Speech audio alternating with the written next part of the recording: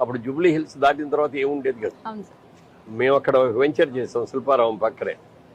ఆ వెంచర్ చేసినప్పుడు Jubilee enclave అని పేరు పెట్టి ఇట్లాగే మంచి రోడ్స్ ఇవన్నీ చాలా బాగా చేసాం. అది 98 బా.